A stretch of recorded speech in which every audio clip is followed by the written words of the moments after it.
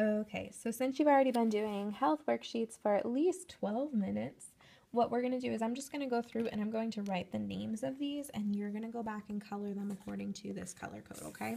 And I'll post a picture of the finished one so you can check your colors. All right, so up top first we're starting with our skull. This is what protects your head. That's the whole thing right there, is the whole skull. Okay, down here pointing to like where the shoulders are, these are called your clavicles. These are the names of the bones.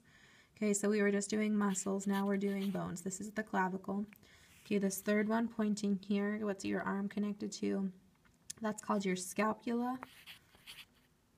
Or your scapula, I'm sorry, scapula. Okay, this one right here, this is in the middle of your rib cage, it's your sternum. Your sternum is extremely strong. It helps protect all of your internal organs with your ribs.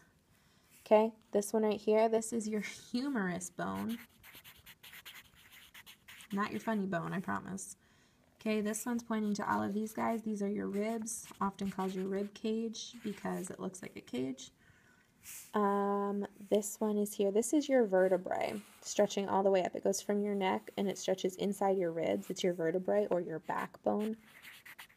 If you ever go to the chiropractor, if you have something wrong, he is going to look at your vertebrae and he's going to decide which one of these little sections is not properly in place at that point. Okay, this little bone right here on your arm below your elbow, this is like where your elbow is. This is called your ulna or ulna. I'm not sure how to pronounce it. And then this bigger one, this top one, is your radius bone. Okay, down here, these ones right here, these are your carpals. If you know any adult who has had a procedure called carpal tunnel, it's in their wrist and they're like the heel of their hand because they've been doing too much work with their wrist. And down here, these are your metacarpals. This is, let me show you on my hand, maybe possibly. Your metacarpals are like right, I don't know if I can do this. Okay. Your metacarpals are right there. Okay, so they connect your knuckles to your carpals. So not your fingers yet. Your fingers starting at your knuckles right here, these are called your phalanges. Okay, now we're going to move on from the hand and we're going to go down to the legs. This one right here, this big old one, this is your femur. Breaking your femur is one of the most painful things that a human body can go through. That is scientific. Okay, this guy right here, this is called your patella. Fun story. One time I was playing laser tag and I tripped and I actually bruised and almost broke my patella. And I had to go to physical therapy. I think I was a senior in high school. It was very painful. So I do know what the patella is. Or the patella, not an L at the end or at the beginning. Okay, let's move on down further the leg. This little guy right here behind the bigger one, this is called your fibula. Okay, this big one is called your tibia. In the front, your fibula is in the back and your tibia is in the front. Down to the foot, like in this ankle section, these are your tarsals.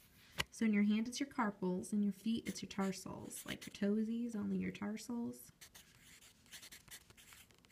And just like in your metacarpals up here, these are your metatarsals down here before your toes. Because meta is a smaller form. Metatarsals. And down here, these are your phalanges. Where did we see phalanges before? In our fingers. So the technical term for the bones in your fingers and your toes are the same, phalanges. They're just little, I can't remember the word that we would use more often, but your fingers and your toes, your appendages, I guess is what we would call them. So phalanges, phalanges. Okay, make sure you color these correctly. Check my picture just to make sure, but you should be able to do it from there. And final one, let's look at some hair follicles and what's below our skin. And this is it. Okay, I promise. Right here, this is your epidermis. These are the first 2 layers of skin. If you've ever heard that we've had more than 1 layer of skin, that is why, and this is called the epidermis layers.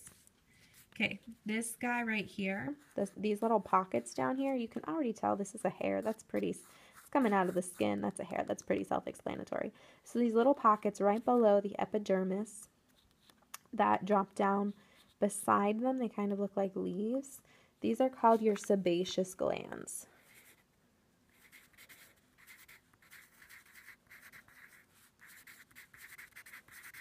I believe that whenever these get clogged and dirty, that's whenever you get like pimples on your skin. This next one down here, this next layer of skin, so this is the epidermis layer, this is the dermis layer. The dermis layer of skin, it's in the middle there. And then if we move down to the 3rd layer of skin, this is the subcutaneous layer.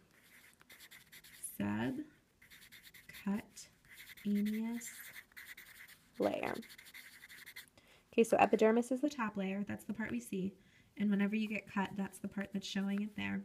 Your dermis is the middle layer, and your subcutaneous layer is the very bottom one. And then right here, this coily thing right here, this is your sweat gland. This is how the body regulates its body heat and temperature. And then this last one, this pocket down here at the bottom of the hair follicle, oh, it actually is the hair follicle. Check that out. Okay, so again, go ahead and color these according to what we labeled them and check my picture just to make sure.